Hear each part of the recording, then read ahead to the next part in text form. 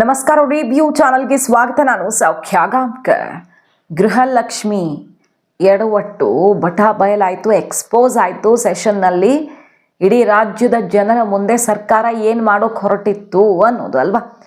Red hand ಆಗಿ ಸಿಕ್ಕಾಕೊಂಡ್ರ ಸಚಿವೆ Lakshmi Hebbalkar. Very interesting ವಿಚಾರ ಈಗ ಔಟ್ ಆಗ್ತಾ ಇದೆ. ಬಿಜೆಪಿಗರು ನಿನ್ನೆ ಸೆಷನಲ್ಲಿ ಗಲಾಟೆ ಗದ್ದಲ, ಹಲವಾರು ವಿಚಾರಗಳು ಜನಕ್ಕೆ ಗೊತ್ತೇ ಆಗಿಲ್ಲ ಅಸಲಿಗೆ ಏನಾಗಿದೆ ಅನ್ನೋದು. ಸಭಾತ್ಯಾಗ ಆಯಿತು, ಚರ್ಚೆ ಆಯಿತು, ಅರ್ಧಂಬರ್ಧ ಕೇಳುತ್ತೆ ಕೇಳಲ್ಲ ಜನಕ್ಕೆ, ಯಾಕಂದ್ರಲ್ಲಿ ಅಷ್ಟು ಗಲಾಟೆ. ನಿನ್ನೆ ಬಿಜೆಪಿ ಕಾಂಗ್ರೆಸ್ನ ನಡುವೆ ಜಟಾಪಟಿ ಆಗೋಯ್ತು. ಮಹಿಳೆಯರನ್ನು ಟಾರ್ಗೆಟ್ ಮಾಡ್ತಿದ್ದೀರಾ, ಮಹಿಳೆ ಅಂತ ಟಾರ್ಗೆಟ್ ಮಾಡ್ತಿದ್ದೀರಾ ಅಂತ ಆ ಕಡೆಯಿಂದ, ಈ ಕಡೆ ಇಲ್ಲಿ ಈ ರೀತಿ ಸುಳ್ಳು ಹೇಳಿ ಅದು ಹೆಂಗೆ ತಪ್ಪಿಸ್ಕೊಳ್ತೀರಾ ಅಂತ ಬಿಜೆಪಿಯವರಲ್ವಾ. ಅಸಲಿಗೆ ನಡೆದಿದ್ದು ಏನು? ರೆಡ್ ಹ್ಯಾಂಡ್ ಆಗಿ ಸಿಕ್ಕಾಕ್ಕೊಂಡ್ರ. ಪ್ರಶ್ನೆ ಕೇಳಿದ್ರಲ್ಲಿಯೇ ಒಂದು ಪ್ರಮುಖವಾದ ಅಂಶ ಇತ್ತು. ಆದರೆ ಲಕ್ಷ್ಮಿ ಹೆಬ್ಬಾಳ್ಕರ್ ಅವ್ರಿಗೆ ಇಲ್ಲೂ ಕೂಡ ಸಮರ್ಥನೆ ಮಾಡಿಕೊಳ್ಳೋದಿಕ್ಕೆ ಆಗಲೇ ಇಲ್ಲ. ಹಾಗಾದರೆ ಸಚಿವೆಯಾಗೋದಕ್ಕೆ ಸಮರ್ಥರಿಲ್ವೋ ಲಕ್ಷ್ಮಿ ಹೆಬ್ಬಾಳ್ಕರ್ ಅವರು, ಅಥವಾ ಸರ್ಕಾರದಲ್ಲಿರೋರೇ ಸಿಕ್ಕಾಕ್ಸಿದ್ರು ಲಕ್ಷ್ಮಿ ಹೆಬ್ಬಾಳ್ಕರ್ ಅವ್ರನ್ನ ಅನ್ನೋದೇ ಇಂಟ್ರೆಸ್ಟಿಂಗ್. ಈಗ ಮಾಹಿತಿ ನೀಡ್ತಾ ಹೋಗ್ತೀವಿ. ಮಿಸ್ ಮಾಡಿದ್ರೆ ನಮ್ಮ ಚಾನಲ್ನ ಸಬ್ಸ್ಕ್ರೈಬ್ ಮಾಡಿ, ನಿಮ್ಮ ಅಭಿಪ್ರಾಯ ಕಮೆಂಟ್ ಮಾಡಿ ತಿಳಿಸಿ. ಎಸ್ ವೀಕ್ಷಕರೇ, ನಂಬರ್ 1, ಗೃಹಲಕ್ಷ್ಮಿ ಹಣ ಬರೋ ತಡ ಆಗ್ತಾ ಇದೆ, ಈ ತಿಂಗಳದ್ದು ಇನ್ನೆರಡು ತಿಂಗಳು ಬಿಟ್ಟು ಬರುತ್ತಪ್ಪ ಅನ್ನೋದು ಮಾತ್ರ ಮೀಡಿಯಾಗಳ ಗಮನಕ್ಕೆ ಬಂತು. ಬಟ್ ಮಧ್ಯದಲ್ಲಿ 2 ತಿಂಗಳು ಎಗರಿಸ್ಬಿಟ್ಟಿದ್ದಾರೆ ಅನ್ನೋದು ಯಾರಿಗೂ ಗೊತ್ತಾಗಿಲ್ಲ. ಫೆಬ್ರವರಿ ಮಾರ್ಚ್ದು ಬರಲಿಲ್ಲ, ಏಪ್ರಿಲ್ ಮೇಯಿಂದ ಮುಂದುವರ್ಕೊಂಡು ಬಂದಿದೆ. ತಡ ಆದರೆ ತಡವಾಗಿ ಮಾರ್ಚ್ ಏಪ್ರಿಲ್ ಅಂದರೆ ಫೆಬ್ರವರಿ ಮಾರ್ಚ್ದು ಹಾಕ್ಕೊಂಡು ಹಾಗೆ ಮುಂದಕ್ಕೆ ಬರಬೇಕಿತ್ತಲ್ವ. ಅದು ಮಧ್ಯ 2 ತಿಂಗಳು ಎಗರಿಸಿದ್ದು ಹೆಂಗೆ ಅನ್ನೋದು ಮೀಡಿಯಾಗಳ ಗಮನಕ್ಕೂ ಬಂದಿಲ್ಲ. ನಿನ್ನೆ ಮಹೇಶ್ ತೆಂಗಿನಕಾಯಿ ಮೊನ್ನೆ 9ನೇ ತಾರೀಕಿಗೆ ಅದನ್ನು ಎತ್ತಿದಾಗ ಗೊತ್ತಾಯ್ತಲ್ವ. ಆ ಪ್ರಶ್ನೆಯಲ್ಲಿ ಒಂದು ಪಾಯಿಂಟ್ ಹಾಕಿರ್ತಾರೆ ಮಹೇಶ್ ತೆಂಗಿನಕಾಯಿ ಅವರು. ಏನದು? ಟೆಕ್ನಿಕಲ್ ಇಶ್ಯೂಸು, ಈ ರೀತಿ ತಾಂತ್ರಿಕವಾದ ಎರರಿಂದಾಗಿ ಏನಾದರೂ ಹಿಂಗೆ ಸಮಸ್ಯೆ ಆಗಿದ್ರೆ ಅದನ್ನು ತಿಳಿಸಿ ನಮಗೆ. ಯಾಕಾಗಿಲ್ಲ, ಯಾಕೆ ಈ 2 ತಿಂಗಳು ಮಧ್ಯದಲ್ಲಿ ಸ್ಕಿಪ್ ಆಗಿದೆ ಅನ್ನೋದಕ್ಕೆ ರೀಸನ್ ಕೊಡಿ. ಟೆಕ್ನಿಕಲ್ ಇಶ್ಯೂ ಆದರೆ ಅದು ಕ್ಲಿಯರ್ ಆಗಲಿ ಅಂತ ಹೇಳಿರ್ತಾರೆ. ಸಿಂಪಲ್ ಆಗಿ ಇಂತಹ ಟೆಕ್ನಿಕಲ್ ಇಶ್ಯೂ ಆಗಿದೆ ಅಂತ ಆನ್ಸರ್ ಮಾಡಿದ್ರು ಮುಗಿದು ಹೋಗಿಬಿಟ್ಟಿತ್ತು. ಲಕ್ಷ್ಮಿ ಹೆಬ್ಬಾಳ್ಕರ್ ಅವರು ಸಿಕ್ಕಾಕ್ಕೊಂಡಿದ್ದೇ ಇಲ್ಲಿ.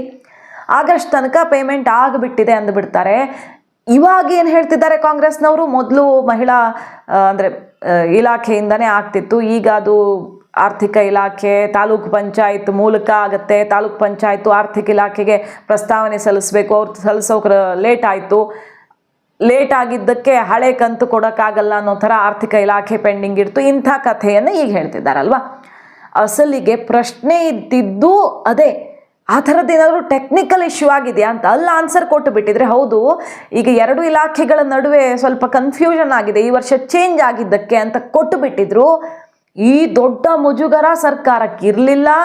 ಲಕ್ಷ್ಮಿ ಹೆಬ್ಬಾಳ್ಕರ್ ಅವರು ಇಡೀ ರಾಜ್ಯದ ಮುಂದೆ ಕ್ಷಮೆ ಕೇಳಿ ತಲೆ ತಗ್ಸೋ ಪರಿಸ್ಥಿತಿ ಬರ್ತಿರ್ಲಿಲ್ಲ. DK ಶಿವಕುಮಾರ್ ಅವರು ಆರ್ಥಿಕ ಇಲಾಖೆ ಕಡೆಗೆ ಬೆರಳು ತೋರಿಸಿ ಸಿದ್ದರಾಮಯ್ಯನವರನ್ನೇ ಹೊಣೆ ಮಾಡಿದಂಥ ಪ್ರಸಂಗ ಕೂಡ ನಡೀತು, ಅದನ್ನು ನೋಡಿದ್ವಿ. 2 ತಿಂಗಳು 5,000 ಕೋಟಿ ಸ್ಕಿಪ್ ಮಾಡಿ ಎಲ್ಲಿಗೆ ಹೋಯ್ತು ಆ ಹಣ? ಅನುಮಾನಾಸ್ಪದವಾದ ಒಂದು ಘಟನೆ ನಡೆದಿದೆ. ಇದು ಕೇಳದೆ ಇದ್ದಿದ್ರೆ ರಾಜ್ಯಕ್ಕೆ ಗೊತ್ತೇ ಆಗ್ತಿರ್ಲಿಲ್ಲ, ಜನಕ್ಕೆ ಗೊತ್ತೇ ಆಗ್ತಿರ್ಲಿಲ್ಲ, ಹಾಗೆ ಮುಂದೆ ಹೋಗ್ತಿತ್ತು. ಈ ದುಡ್ಡು ಎಲ್ಲಿಗೆ ಕಳ್ಳ ಸಾಗಾಣೆ ಆಯಿತು ಅನ್ನೋ ಥರ ಬಿಜೆಪಿ ಎತ್ತಿತ್ತು ಆಮೇಲೆ ಅಲ್ವಾ. ಇದು ಯಾವುದೂ ಇರ್ತಾನೆ ಇರಲಿಲ್ಲ. ಸಿಂಪಲ್ ಆಗಿ ಟೆಕ್ನಿಕಲ್ ಇಶ್ಯೂಸ್ ಅಂತ ಆನ್ಸರ್ ಮಾಡಿದರೆ ಅದನ್ನು ಯಾಕೆ ಮಾಡಲಿಲ್ಲ ಮೊನ್ನೆ? ಲಕ್ಷ್ಮಿ ಹೆಬ್ಬಾಳ್ಕರ್ ಅವರು ತಗಲಾಕೊಂಡಿದ್ದೇ ಇಲ್ಲಿ. ನಂಬರ್ 1. ಎರಡನೇದಾಗಿ ನೋಡಿ, 1.28 ಗೃಹಲಕ್ಷ್ಮಿಗೆ ರಿಜಿಸ್ಟರ್ಡು, ಅದರಲ್ಲಿ 1.24 ಅಂದರೆ 1,24,00,000 ಜನಕ್ಕೆ ಕೊಡ್ತಾ ಇರೋದು. ಉಳಿದವ್ರದ್ದೇನೋ ಪ್ರಾಬ್ಲಮ್ಸ್ ಆಗಿ ಅದು ಆಗ್ತಾ ಇಲ್ಲ, ರಿಜಿಸ್ಟರ್ಡ್ ಪೈಕಿನೂ ಆಗ್ತಿಲ್ಲ.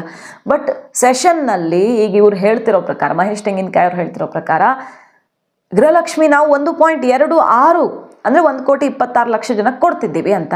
ಸೊ ಸರ್ಕಾರ ಕೊಟ್ಟ ಅಂಕಿಅಂಶ ಒಂದು, ಲಕ್ಷ್ಮಿ ಹೆಬ್ಬಾಳ್ಕರ್ ಅವರು ಹೇಳೋ ಅಂಕಿಅಂಶ ಒಂದು, ರಿಜಿಸ್ಟರ್ ಆಗಿರೋ ಅಂಕಿಅಂಶನೇ ಒಂದು, 3 ನಂಬರ್. ಇದರಲ್ಲಿ ಯಾವ್ದು ಸತ್ಯ? ಹಾಗಾದರೆ ಲಕ್ಷ್ಮಿ ಹೆಬ್ಬಾಳ್ಕರು ಒಂದು ಮಿನಿಸ್ಟರ್ ಆಗೋದಕ್ಕೆ ಸಾಮರ್ಥ್ಯವನ್ನು ಹೊಂದಿಲ್ಲ ಅಂತ ಕರಿಬೇಕೋ ಬಿಜೆಪಿಗರು ಹೇಳ್ತಿರೋದು, ಇಲ್ಲ ಅವರದ್ದೇ ಸರ್ಕಾರ ಅವರ ತಲೆ ಮೇಲೆ ಎತ್ತಾಕಿ ಮೋಸ ಮಾಡ್ತಿದೆ ಅಂತ ಹೇಳಬೇಕೋ? ಈ ಅಂಕಿಅಂಶಗಳನ್ನು ತಪ್ಪು ಹೇಳ್ತಾರೆ. ಪ್ರಶ್ನೆ ಕೇಳಿದ್ದಕ್ಕೆ ಇಷ್ಟು ದೊಡ್ಡ ಎಡವಟ್ಟನ್ನು ಇವ್ರು ಹೆಂಗೆ ಮಾಡ್ಕೊಳ್ಳೋಕೆ ಸಾಧ್ಯ? ಅಂದರೆ ಯಾರನ್ನೋ ಬಚಾವ್ ಮಾಡೋದಕ್ಕೆ, ಇಲ್ಲ ಇದನ್ನು ಹೇಳಿದ್ರೆ ಭಾರಿ ಮುಖಭಂಗ ಆಗುತ್ತೆ ಅನ್ನೋ ಥರ ತನ್ನ ತಲೆ ಮೇಲೆ ಎಳ್ಕೊಳ್ಳೋ ಪರಿಸ್ಥಿತಿ ಲಕ್ಷ್ಮಿ ಹೆಬ್ಬಾಳ್ಕರ್ ಅವ್ರಿಗೆ ಬಂದಿರಬಹುದು. ಅಥವಾ ಸರ್ಕಾರದಲ್ಲಿಯೇ ಯಾರೋ DK ಕ್ಯಾಂಪ್ನ ಸಚಿವೆ ಅನ್ನೋ ಕಾರಣಕ್ಕೆ ಇವ್ರ ತಲೆ ಮೇಲೆ ಎತ್ತು ಹಾಕಿದಾರ, ಅಥವಾ ಎಲ್ಲರೂ ಸೇರ್ಕೊಂಡು ರಾಜ್ಯದ ಜನಕ್ಕೆ 5,000 ಕೋಟಿ ವಂಚನೆ ಮಾಡೋಕೆ ಹೊರಟಿದ್ರ? ಇದು ಮೂರರಲ್ಲಿ ಯಾವುದು ಅಂತ ಈಗ ಬಿಜೆಪಿಗರಿಗೆ ಹೇಳ್ತಿದ್ದಾರೆ. ರೆಡ್ ಹ್ಯಾಂಡ್ ಆಗಿ ಸಿಕ್ಕಾಕೊಳ್ಳೋ ಥರ ಮಾಡಿಬಿಟ್ರಲ್ಲ ಲಕ್ಷ್ಮೀ ಹೆಬ್ಬಾಳ್ಕರ್ ಅವರನ್ನ ಅಂತ. ಏನೇ ಇರಲಿ, ಎಷ್ಟು ಸಿಂಪಲ್ ಲಾಜಿಕ್ ಅಂದರೆ, ಈಗ ತಡ ಆಯ್ತಪ್ಪ, ಬರೋದು ತಡ ಆಯಿತು ಅಂದರೆ ಫೆಬ್ರವರಿ ಮಾರ್ಚಲ್ಲಿ ಹಾಕೋದಕ್ಕಾಗಲಿಲ್ಲ, ಅದು ಏಪ್ರಿಲ್ ಮೇಯಲ್ಲಿ ಅಷ್ಟೊತ್ತಿಗೆ ಬರಬೇಕಿತ್ತು, 2 ತಿಂಗಳು ತಡವಾಗ ಆಗೂ ಬಂದಿಲ್ಲ ಅಂದರೆ ಮುಂದಿನ ತಿಂಗಳದ್ದು ಹೆಂಗೆ ಬರುತ್ತೆ ಅಲ್ವಾ? ಮೇ ಜೂನ್ ಆ ಥರ ಯಾಕೆ ಕೊಟ್ಕೊಂಡು ಹೋಗ್ತೀರಾ? ಪೆಂಡಿಂಗ್ ಇರೋದನ್ನ ಕ್ಲಿಯರ್ ಮಾಡಿಕೊಂಡು ಉಳಿದಿದ್ದ ತಿಂಗಳದ್ದು ಆಮೇಲೆ ಕೊಟ್ಕೋತಾ ಹೋಗ್ಬೋದಪ್ಪ.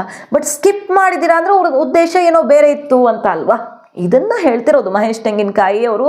ಹೆಂಗೆ ಎತ್ತಿದ್ರು, ಈ ಸೀಕ್ರೆಟ್ ಹೆಂಗೆ ಸಿಕ್ತು ಅವ್ರಿಗೆ? ಫಸ್ಟ್ ಟೈಮ್ MLA, ಬೇರೆ ಯಾರಿಗೂ ಸಿಗದೆ ಇರೋದು ಅವ್ರಿಗೆ ಹೆಂಗೆ ಸಿಕ್ತು ಅಂದರೆ ಅಲ್ಲೇ ಇಂಟ್ರೆಸ್ಟಿಂಗ್ ಇರೋದು. ಅವ್ರು ಮನೆ ಕೆಲಸದವರು ಕಸ ಗುಡಿಸ್ತಾ ಇದ್ದಾಗ ಸುಮ್ಮನೆ ಬಾಯಿ ಮಾತೆ ಕೇಳ್ತಾರೆ, ಬರ್ತಾ ಇದೆಯೇನಮ್ಮ ಗೃಹಲಕ್ಷ್ಮಿ ಹಣ ಅಂತ. ಬರ್ತಾ ಇದೆ ಅಣ್ಣ ಅಂತ ಹೇಳ್ತಾರೆ. ಎಷ್ಟು ಬಂದಿದೆ ಇದುವರೆಗೆ ಅಂತ ಕೇಳಿದ್ರೆ ಅವ್ರಿಗೆ ಹೇಳಕ್ಕೆ ಬರಲ್ಲ. ಪಾಸ್ಬುಕ್ ಅಂದರೆ ಅವ್ರದ್ದು ಡೀಟೇಲ್ಸ್ ಎಂಟ್ರಿ ತೊಗೊಂಡು ಬಾರಮ್ಮ ಅಂತ ಹೇಳ್ತಾರೆ. ನೋಡೋಣ, ಸುಮ್ಮನೆ ತಿಳ್ಕೊಳ್ಳೋಣ ಅನ್ನೋ ರೀತಿಯಲ್ಲಿ ಅವ್ರು ಚೆಕ್ ಮಾಡ್ತಾರೆ. ಚೆಕ್ ಮಾಡಿದಾಗ ಗೊತ್ತಾಗತ್ತೆ 16,000 ಇರಬೇಕಿತ್ತು 8 ತಿಂಗಳದು, ಅಂದರೆ ಆಗಸ್ಟ್ ತನಕ. ಆವಾಗ ಅವ್ರು ಚೆಕ್ ಮಾಡಿದಾಗ ಆಗಸ್ಟ್ ತನಕ ಪಾವತಿ ಆಗಿದೆ. 8 ತಿಂಗಳು, ಆಗಸ್ಟ್ ಅಂದರೆ 8 ತಿಂಗಳದ್ದು ಅಂದರೆ 16,000 ಇರಬೇಕಿತ್ತು. ಇವ್ರ ಅಕೌಂಟಲ್ಲಿ 12,000 ಅಂತ ಪಾವತಿ ಆಗಿರೋದು. ಅರೆ 4,000 ಎಲ್ಲೋಯ್ತು ಅಂತ ಚೆಕ್ ಮಾಡಿದಾಗ ಗೊತ್ತಾಗುತ್ತೆ ಮಧ್ಯದ 2 ಸ್ಕಿಪ್ ಆಗಿ ಹೋಗಿದೆ ಅಂತ. ಆಶ್ಚರ್ಯ ಆಗುತ್ತೆ. ಸುಮಾರು ಕಡೆ ವಿಚಾರಿಸ್ತಾರೆ, ಆಮೇಲೆ ಬೇರೆ ಬೇರೆ ಜಿಲ್ಲೆಗಳಲ್ಲಿ ವಿಚಾರಿಸ್ತಾರೆ. ಎಲ್ಲ ಕಡೆ ಹಿಂಗೆ ಆಗಿದೆ. ಮುಂದಿಂದ ಬಂದಿದೆ, ಮಧ್ಯದ ಸ್ಕಿಪ್ ಆಗಿದೆ. ಅಧಿಕಾರಿಗಳ ಹತ್ರ ಮಾಹಿತಿ ತಗೊಳ್ಳೋಕೆ ಯಾವಾಗ ಹೋಗ್ತಾರೋ ಮಹೇಶ್ ತೆಂಗಿನಕಾಯಿ ಅವರು, ಬಿಜೆಪಿಗರು, ಆಗ ಸಿಕ್ಕಾಕ್ಕೊಳ್ತಾರೆ. ಕೊಡಲ್ಲ, ಮಾಹಿತಿ ಕೊಡೋದಕ್ಕೆ ಹಿಂದೇಟು ಹಾಕ್ತಾರೆ, ಅಸಹಕಾರ ತೋರ್ತಾರೆ. ಆಮೇಲೆ ಸೆಷನ್ ಶುರುವಾದಾಗ, ಸೆಷನ್ ನಡೀತಿದೆ, ಹಕ್ಕುಚ್ಯುತಿ ಮಂಡಿಸ್ತೀವಿ, ಈಗ ಗೊತ್ತಾಗತ್ತೆ ನಿಮ್ಮ ಬಂಡವಾಳ ಬಯಲಾಗುತ್ತೆ ಅಂತ ಹೇಳಿದ್ಮೇಲೆ, ಹೆದರಿಸಿದ ಮೇಲೆ ಮಾಹಿತಿ ಕೊಡ್ತಾರೆ. ಆವಾಗ ಪಕ್ಕ ಆಗಿಬಿಡತ್ತೆ. ಈ ಥರ ವಿವಿಧ ಜಿಲ್ಲೆಗಳಿಂದ ತರಿಸ್ಕೊಳ್ತಾರೆ. ವಿವಿಧ ಜಿಲ್ಲೆಗಳಲ್ಲಿ ಫೋನ್ ಎತ್ತದೇ ಇರೋದು, ಅಧಿಕಾರಿಗಳು ಕೈಗೆ ಸಿಗದೇ ಇದ್ದಂಗೂ ತಲೆ ತಪ್ಪಿಸ್ಕೊಳ್ಳೋಕೆಲ್ಲ ನೋಡ್ತಾರೆ ಬಿಜೆಪಿಗರು ಹೋದಾಗ. ಆದರೂ BJP 10 ಜಿಲ್ಲೆಗಳಿಂದ ಕಲೆ ಹಾಕುವಲ್ಲಿ, ಮಾಹಿತಿ ಪಡ್ಕೊಳ್ಳುವಲ್ಲಿ ಯಶಸ್ವಿ ಆಗುತ್ತೆ. ಅಲ್ಲಿಗೆ ಸಿಕ್ಕಾಕ್ಕೊಳ್ಳುತ್ತೆ ಸರ್ಕಾರ. ಮಧ್ಯದಲ್ಲಿ 2 ತಿಂಗಳು ಸ್ಕಿಪ್ ಮಾಡಿ ಮುಂದಿಂದ ಎಗರಿಸ್ಕೊಂಡು ಹೆಂಗೆ ಕೊಡೋಕೆ ಶುರು ಮಾಡಿದ್ರು ಇವರು ಅನ್ನೋಂಥ ಕ್ಲಿಯರ್ ಪಿಕ್ಚರ್ ಸಿಗುತ್ತೆ. ಅಟ್ಲೀಸ್ಟ್ ಇದಕ್ಕೆ ಟೆಕ್ನಿಕಲ್ ರೀಸನ್ ಕೊಟ್ಟಿದ್ರು ಬಚಾವ್ ಆಗ್ತಿದ್ರು, ಆದರೆ ಯಾಕೆ ಕೊಡಲಿಲ್ಲ ಸಚಿವೆ? ಸೊ ಇಲ್ಲೇನೋ ಒಂದು ಎಡವಟ್ಟಾಗಿದೆ ಅನ್ನೋ ರೀತಿಯಲ್ಲಿ ಇದು ಬಟಾ ಬಯಲಾಯಿತು ಸೆಷನ್ನಲ್ಲಿ. ಈಗೇನು ಹೇಳ್ತಿದ್ದಾರೆ, ನಾವು ಹಾಕ್ತೀವಿ, ಮಿಸ್ ಆಗಿದೆ, ಕ್ಷಮೆ ಕೇಳಿದ್ದಾರೆ, ವಿಷಾದ ವ್ಯಕ್ತಪಡಿಸಿದ್ದಾರೆ, ಹಾಕ್ತೀವಿ ಅಂತ. ನೋಡಿ, ನಿನ್ನೆ ಕರೆಕ್ಟಾಗಿ ಸಿದ್ದರಾಮಯ್ಯನವ್ರಿಗೆ ಹೆಲ್ತ್ ಅಪ್ಸೆಟ್ ಆಗುತ್ತೆ. ಅವ್ರು ಹೆಲ್ತ್ ಅಪ್ಸೆಟ್ ಆಗಬಾರ್ದು ಅಂತ ಆಗಿದ್ದು ಸುಳ್ಳು ಅಂತ ಯಾರೂ ಹೇಳೋಕ್ಕಾಗಲ್ಲ. ಬಟ್ ಬಿಜೆಪಿಗರು ಹೇಳ್ತಿರೋದೇನು, ಇದು ತೀವ್ರ ಮುಖಭಂಗಕ್ಕೆ ಕಾರಣ ಆಗತ್ತೆ, ಮಧ್ಯೆ ಎಗರಿಸ್ಬಿಟ್ಟಿದ್ದಾರೆ, ಜನಕ್ಕೆ ಮೋಸ ಮಾಡೋಕೆ ಹೊರಟಿದ್ದಾರೆ ಅನ್ನೋದು ಭಾರಿ ಮುಖಭಂಗ ಆಗುತ್ತೆ, CM ಆನ್ಸರ್ ಮಾಡೋ ತನಕ ಬರುತ್ತೆ ಅಂತಾನೆ ಅವರು ನಿನ್ನೆ ಕರೆಕ್ಟಾಗಿ ಗೈರಾಗಿ ಹಾಸ್ಪಿಟಲೈಸ್ ಆಗಿದ್ರು ಅಂತ ಬಿಜೆಪಿಗರು ಆರೋಪ ಮಾಡ್ತಿರೋದು. ಹೆಂಗೋ ಲಕ್ಷ್ಮೀ ಹೆಬ್ಬಾಳ್ಕರ್ ಅವ್ರ ಕ್ಷಮೆ ಕೇಳಿಕೊಂಡು ಅವ್ರ ತಲೆಗೆ ಬರುತ್ತೆ, ಆದರೆ CM ತಲೆಗೆ ಬಂದುಬಿಟ್ರೆ ಇದು ಭಾರಿ ಇಮೇಜ್ ಪ್ರಶ್ನೆ ಆಗುತ್ತಲ್ವಾ ಅನ್ನೋ ಥರ. 5,000 ಕೋಟಿ ಅಂದರೆ ಸಣ್ಣ ಅಮೌಂಟ್ ಅಲ್ಲ, ಒಬ್ಬೊಬ್ಬರಿಗೆ 2,000 ಅಷ್ಟೇ. ಸಣ್ಣ ಅಮೌಂಟ್ ಥರ ಅನಿಸ್ಬಹುದು, ಬಟ್ ಅಷ್ಟು ಜನ 1.24 1,24,00,000 ಜನರದ್ದು 2,000 ಅಂದರೆ 5,000 ಕೋಟಿ ಹಣವನ್ನು ಎಲ್ಲಿಗೆ ಹಾಕಿದ್ದೀರಾ ಅಂತ ಬಿಜೆಪಿಗೆ ಎತ್ತಿದೆ. ಅದು ಮೆಗಾ ಟ್ವಿಸ್ಟ್ ಇಟ್ಟಿದೆ. ಇಡೀ ಸೆಷನ್ನಲ್ಲಿ ರೋಚಕತೆಯನ್ನು ಸೆಷನ್ನಲ್ಲಿ ಕಾದಿಟ್ಟಿದ್ದು ಈ ವಿಚಾರ. ಎಲ್ಲ ಆದಮೇಲೆ ನೋಡಿ ಅಚ್ಚರಿಯ ಮಾತುಗಳನ್ನು ಆಡ್ತಿದ್ದಾರೆ ಲಕ್ಷ್ಮೀ ಹೆಬ್ಬಾಳ್ಕರ್ ಅವ್ರು. ಏನು ಹೇಳ್ತಿದ್ದಾರೆ ಅಂತ, ಕೊಟ್ಟು ಮಾತಿನಂತೆ ಬದ್ಧತೆಯಿಂದ ನಮ್ಮ ಸರ್ಕಾರ ನಡ್ಕೊಳ್ತಿದೆ. ಪ್ರತಿ ತಿಂಗಳು ಹಣಕಾಸು ಇಲಾಖೆಗೆ ನಾನು ಫೈಲನ್ನು ಮೂವ್ ಮಾಡ್ತೀನಿ. ಹಣಕಾಸು ಇಲಾಖೆ ನನ್ನ ಫೈಲ್ ಕ್ಲಿಯರ್ ಮಾಡಿದ ತಕ್ಷಣ ಗೃಹಲಕ್ಷ್ಮಿಯರಿಗೆ ಹಣ ಹಾಕ್ತೀನಿ. ಹಣಕಾಸು ಇಲಾಖೆಯಿಂದ 5,000 ಕೋಟಿ ಬಿಡುಗಡೆನೇ ಆಗಿಲ್ಲ. ಬಿಡುಗಡೆ ಆಗೇ ಇಲ್ದಿರೋ ಹಣ ಎಲ್ಲೆಲ್ಲೋ ಹೆಂಗೆ ಹೋಗುತ್ತೆ? ಇದ್ರ ಬಗ್ಗೆ ಜಾಸ್ತಿ ಮಾತಾಡೋಕೆ ಒಳ್ಳೇದಲ್ಲ ಇದು. ಯಾಕಂದರೆ ತುಂಬ ಒಳ್ಳೆಯ ಯೋಜನೆ ಇದು. ವಿದ್ಯಾವಂತರು ಕೇಳೋ ಪ್ರಶ್ನೆ ಅಲ್ಲ ಇದು. ಚೈಲ್ಡಿಶ್ ಪ್ರಶ್ನೆಗಳನ್ನು ಕೇಳ್ತಿದ್ದಾರೆ BJP ಅವರು ಅಂತ ಹೇಳ್ತಿದ್ದಾರೆ. ಸಿಂಪಲ್ ಈ ಆನ್ಸರ್ ಕೊಟ್ಬಿಟ್ಟಿದ್ರಾಗಿತ್ತು. ಸೆಷನ್ಗೆ 5,000 ಕೋಟಿ ಆರ್ಥಿಕ ಇಲಾಖೆ ಪೆಂಡಿಂಗ್ ಇಟ್ಕೊಂಡಿದೆ, ಹಾಗಾಗಿ ಫೆಬ್ರವರಿ ಮಾರ್ಚ್ದನ್ನು ರಿಲೀಸ್ ಮಾಡಿಲ್ಲ ನಾವು ಅಂತ. ಒಂದು. ಎರಡನೇದು, ಸರಿ ರಿಲೀಸ್ ಮಾಡಿಲ್ಲ ಅಂದರೆ ನೀವು ಮೇದ್ ಯಾಕೆ ಕೊಡ್ತಾ ಹೋದ್ರಿ, ಕಂಟಿನ್ಯೂ ಮಾಡ್ಕೊಂಡು ಹೋದ್ರಿ? ರಿಲೀಸ್ ಮಾಡಿದ್ಮೇಲೆ ಫೆಬ್ರವರಿ ಮಾರ್ಚ್ ಕ್ಲಿಯರ್ ಮಾಡ್ಕೊಂಡು ನೆಕ್ಸ್ಟ್ ಮೂವ್ ಆಗಬೇಕಿತ್ತು. ನೋಡಿ, ಇನ್ನು ಆರ್ಥಿಕ ಹೊರೆಯಾಗಿದೆ ಅನ್ನೋದನ್ನು ಹೇಗೆ ಹೇಳ್ತಿದೆ ಈ ಅಂಕಿಅಂಶಗಳು ಅಂತ. ಆರ್ಥಿಕ ಇಲಾಖೆ ಫಸ್ಟೇ ಈ ಗೃಹಲಕ್ಷ್ಮಿ ಶುರು ಮಾಡುವಾಗ, ಯಾವಾಗ ಶುರು ಮಾಡಿದ್ದು, 2023 ಸರ್ಕಾರ ಬಂದಾಗ ಜೂನ್ 6ರಂದು ಆರಂಭಗೊಂಡಿರುತ್ತೆ ಗೃಹಲಕ್ಷ್ಮಿ ಯೋಜನೆ. ಆವಾಗಲೇ ಎಚ್ಚರಿಸಿರುತ್ತೆ ಆರ್ಥಿಕ ಇಲಾಖೆ. ಇದು ಇಂಪ್ಲಿಮೆಂಟ್ ಮಾಡೋದಕ್ಕೆ ಕಷ್ಟದಾಯಕವಾಗಿರುವ ರಾಜ್ಯದ ಆರ್ಥಿಕ ಪರಿಸ್ಥಿತಿಯನ್ನು ಶೇಕ್ ಮಾಡುವಂಥ ಅಂದರೆ ಬಹಳ ಸಂಕಷ್ಟ ತಂದಿಡುವಂಥ ಸ್ಕೀಮು ಇದಾಗಲ್ಲ ಅಂತಲೇ ಅಧಿಕಾರಿಗಳು, ಆರ್ಥಿಕ ಇಲಾಖೆಯ ಹಿರಿಯ IAS ಅಧಿಕಾರಿಗಳು ರಿಟರ್ನ್ ಕೊಟ್ಟಿರ್ತಾರೆ. ಆದರೂ ಕೂಡ ಸರ್ಕಾರ ಕೊಟ್ಟ ಮಾತಿನಂತೆ ಕೊಡಬೇಕಾಯ್ತು, ಶುರು ಮಾಡಿರುತ್ತೆ. ಕಡೆಗೆ ಅದರ ಎಫೆಕ್ಟ್ ಗೊತ್ತಾಗ್ತಾ ಹೋಗುತ್ತೆ. ಹೇಗೂ ತಡ ಮಾಡಿ ಶುರು ಮಾಡಿರ್ತಾರೆ, ಜೂನ್ 6ಕ್ಕೆ ಘೋಷಣೆ ಮಾಡಿರ್ತಾರೆ, ಅದೇನೋ ಆಗಸ್ಟಲ್ಲೇನೋ ಬರೋಕ್ಕೆ ಶುರು ಆಗುತ್ತೆ ಅನ್ಸುತ್ತೆ. ಆ ತಿಂಗಳು, ಆ ವರ್ಷ 2023 ಮೊದಲ ವರ್ಷ 5 ತಿಂಗಳು ಜಮಾ ಮಾಡ್ತಾರೆ. 2024ರಲ್ಲಿ ಹಂಗೂ ಹಿಂಗೂ ಮಾಡಿ ಎಲ್ಲ ತಿಂಗಳು ಜಮಾ ಮಾಡ್ತಾರೆ. ಬಟ್ ಈ ವರ್ಷ ನೋಡಿ, ಈ ವರ್ಷ ಮುಗಿತಾ ಬಂತು, 26ರಲ್ಲಿ ಮುಗಿತಾ ಬಂದಿದೆ ಅಂದರೆ ಡಿಸೆಂಬರ್ ಅರ್ಧ ಆಗೇ ಹೋಗಿದೆ. ಆದರೂ ಇನ್ನೂ 5 ತಿಂಗಳ ಹಣ ಬಾಕಿ ಇದೆ. 6 ತಿಂಗಳದ್ದಾಗಿದೆ, 5 ತಿಂಗಳದ್ದು ಬಾಕಿ ಉಳಿಸ್ಕೊಂಡಿದೆ ಸರ್ಕಾರ. ಇದು ಪರಿಸ್ಥಿತಿ. ಶಕ್ತಿ ಯೋಜನೆಗೂ ಬಾಕಿ ಉಳಿಸ್ಕೊಂಡಿದೆ, ಅಲ್ಲಿ ಜಮಾ ಆಗ್ತಾ ಇಲ್ಲ. ಏನು ಇಲಾಖೆ ಸಿಕ್ಕಾಪಟ್ಟೆ, ಸಾರಿಗೆ ಇಲಾಖೆಗೆ ಸಂಬಂಧಪಟ್ಟಂತೆ ಸುದ್ದಿ ಗಮನಿಸಿರ್ತೀರಿ, ಎಷ್ಟು ಹೊರೆ ಆಗಿದೆ, ಎಷ್ಟು ಪ್ರೊಟೆಸ್ಟ್ಗಳಾಗಿವೆ, ಏನೇನು ಸಂಕಷ್ಟ ಆಗಿದೆ ಅಂತ. ಸೊ ಈ ಶಕ್ತಿ ಯೋಜನೆಗೂ ಸಿಕ್ಕಾಪಟ್ಟೆ ಬಾಕಿ, ಗೃಹಲಕ್ಷ್ಮಿ ಹಣನೂ ಕೂಡ ಬಾಕಿ. ಅಲ್ಲಿ ನೋಡಿದ್ರೆ ದಲಿತರಿಗೆ ಮೀಸಲಿಟ್ಟ ಈ ಹಣ ಇದೆಯಲ್ವಾ, ಆ ಫಂಡು, ಮೊನ್ನೆ ಸೆಷನಲ್ಲಿ ಮಹದೇವಪ್ಪನವರು ಮಾತಾಡಿದ್ರು, SCPTP, ಆ ಹಣನೂ ಗ್ಯಾರಂಟಿಗೆ ಡೈವರ್ಟ್ ಮಾಡ್ಕೊಂಡಿದ್ದಾರೆ. ದುಡ್ಡೆಲ್ಲ ಎಲ್ಲಿ ಹೋಗ್ತಿದೆ? ಇದು ಬಾಕಿ ಇದೆ ಇಷ್ಟಿಷ್ಟು ತಿಂಗಳದು, ಅದನ್ನು ಈ ಕಡೆಗೆ ಎಳ್ಕೊಂಡಿದ್ದಾರೆ. ಅಭಿವೃದ್ಧಿ ಕಾರ್ಯ ನೋಡಿದ್ರೆ ಗ್ಯಾರಂಟಿ ಕಾರಣದಿಂದ ಆಗ್ತಿಲ್ಲ, ಅದನ್ನು ಶಾಸಕರು ಸಚಿವರು ಹೇಳಿದ್ದು, ನಾವು ಹೇಳ್ತಿರೋದಲ್ಲ. ಅಭಿವೃದ್ಧಿಗೆ ದುಡ್ಡಿಲ್ಲ, ಅನುದಾನ ಇಲ್ಲ, ಗ್ಯಾರಂಟಿ ಕಟ್ ಮಾಡಿ ಕೆಲವ್ರಿಗೆ ಮಾತ್ರ ಕೊಡಿ, ಅದೆಲ್ಲ ನಾವು ಹೇಳಿದ್ದಲ್ಲ, ಶಾಸಕರು ಹೇಳಿರೋದು. ಸೊ ಅನುದಾನ ಇಲ್ಲ, ಅಭಿವೃದ್ಧಿ ಇಲ್ಲ, ಹಣ ಅರ್ಧಕ್ಕರ್ಧ ಗ್ಯಾರಂಟಿ ಹಣ ಬರ್ತಿಲ್ಲ, ಅರ್ಧಂಬರ್ಧ ಮಾತ್ರ ಬರ್ತಾ ಇದೆ. ಈ ಸ್ಪೆಷಲ್ ಆಗಿ ದಲಿತರಿಗೆ ಮೀಸಲಿಟ್ಟಿದ್ದ ಹಣವನ್ನು ಗ್ಯಾರಂಟಿಗೆ ಡೈವರ್ಟ್ ಮಾಡ್ಕೊಂಡಿದ್ದಾರೆ. ಎಲ್ಲಿ ಹೋಗ್ತಿದೆ ಹಣ ಹಾಗಾದರೆ? ಭ್ರಷ್ಟಾಚಾರ ಶುರುವಾಗಿದೆಯಾ? ಎಲ್ಲಿಗಾದರೂ ಡೈವರ್ಟ್ ಆಗ್ತಿದೆಯಾ? ಈ ಥರದ ಪ್ರಶ್ನೆಗಳನ್ನು ಈಗ BJP ಎತ್ತಿರೋದು. ಸೊ ಸರ್ಕಾರದ ಗ್ಯಾರಂಟಿ ಆರ್ಥಿಕ ಪರಿಸ್ಥಿತಿಯನ್ನು ಬುಡಮೇಲು ಮಾಡ್ತಾ ಇದೆ ಅನ್ನೋ ವಿಚಾರವನ್ನು ಈಗ ಈ ಒಂದು ಡೆವಲಪ್ಮೆಂಟು ತೆರೆದಿಡ್ತಾ ಇದೆ. ಅದರ ನಡುವೆ ಅಚ್ಚರಿದಾಯಕವಾಗಿ ಮತ್ತೆ 2 ತಿಂಗಳು ಎಗರಿಸ್ಬಿಟ್ಟಿರೋದು. ಈಗೇನು ಹೇಳ್ತಿದ್ದಾರೆ JDS ಮತ್ತು BJP ಅವರಂದರೆ, ಈ ಮಾಹಿತಿ ಸರ್ಕಾರಕ್ಕೆ ಗೊತ್ತಿರಲಿಲ್ಲ, ಕನ್ಫ್ಯೂಷನ್ ಆಗಿದೆ, ಅಥವಾ ಅಧಿಕಾರಿಗಳು ದಾರಿ ತಪ್ಪಿಸಿದ್ದಾರೆ, ಅಥವಾ ಅಧಿಕಾರಿಗಳೇ ಏನೋ ಗೊಂದಲ ಮಾಡ್ಕೊಂಡಿದ್ದಾರೆ ಅಂತ ಹೇಳೋಕ್ಕಾಗಲ್ಲ. ಯಾಕಂದರೆ ಇದು ಕಳೆದ ವರ್ಷ ಬಜೆಟಲ್ಲಿನೇ ಆಡಿಟ್ ಎಲ್ಲ ಕಂಪ್ಲೀಟ್ ಆಗಿರುತ್ತೆ. ಇಂಥ ಇಲಾಖೆ ಇಷ್ಟು ಕಂತುಗಳು, ಅದಕ್ಕಿಷ್ಟು ಹಣ, ಎಲ್ಲ ಪ್ರಾವಿಷನ್ ಕಂಪ್ಲೀಟ್ ಆಗಿ ಡೀಟೇಲ್ಡ್ ರಿಪೋರ್ಟು ಸಚಿವರ ಬಳಿ ಇರುತ್ತೆ, ಸರ್ಕಾರದ ಬಳಿ ಇರುತ್ತೆ. ಸೊ ಮಾಹಿತಿಯನ್ನು ಹೊಸದಾಗಿ ಇವರು ತರಿಸ್ಕೊಳ್ಬೇಕಾಗಿರೋದು ಬರೋದೇ ಇಲ್ಲ. ಯಾಕೆ ಮಿಸ್ಟೇಕ್ ಆಯಿತು? ಅಧಿಕಾರಿಗಳು ಬೇಕಾಬಿಟ್ಟಿಯಾಗಿ ಮಾಡುವಷ್ಟು ಕಂಟ್ರೋಲ್ ತಪ್ಪು ಹೋಗಿದೆಯಾ? ಹಾಗಾದರೆ ಲಕ್ಷ್ಮೀ ಹೆಬ್ಬಾಳ್ಕರ್ ಅವ್ರಿಗೆ ಇಲಾಖೆ ಮೇಲೆ ಹಿಡ್ತಾ ಇಲ್ವಾ? ಅಥವಾ ಲಕ್ಷ್ಮೀ ಹೆಬ್ಬಾಳ್ಕರ್ ಅವರ ಇಲಾಖೆ ಮುಜುಗರಕ್ಕೀಡು ಮಾಡೋಕೆ ಯಾರೋ ಟಾರ್ಗೆಟ್ ಮಾಡಿದ್ದಾರಾ? ಆರ್ಥಿಕ ಇಲಾಖೆ ಅವರನ್ನೇ ಟಾರ್ಗೆಟ್ ಮಾಡಿ ಅವರ DK ಶಿವಕುಮಾರ್ ಕ್ಯಾಂಪ್ನ ಸಚಿವ ಅನ್ನೋ ಕಾರಣಕ್ಕೆ ಪೆಂಡಿಂಗ್ ಇಡೋ ಥರದಲ್ಲಿ ಏನೋ ಪ್ಲ್ಯಾನಿಂಗ್ ಆಯಿತಾ? ಈ ಥರದ್ದೆಲ್ಲ ಚರ್ಚೆ ಶುರುವಾಗಿದೆ.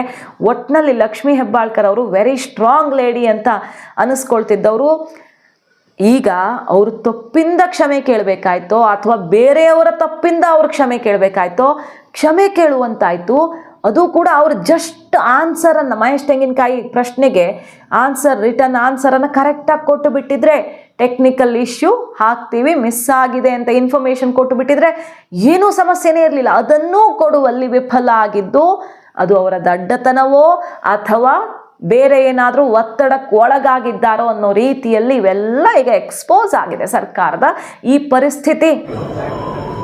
ನೋಡಿ, ನಾನು ಬಹಳ ಸ್ಪಷ್ಟವಾಗಿ ಮಾನ್ಯ ಸಚಿವರಿಗೆ ಗೃಹಲಕ್ಷ್ಮಿ ಬಗ್ಗೆ ಕೇಳಿದ್ದೆ.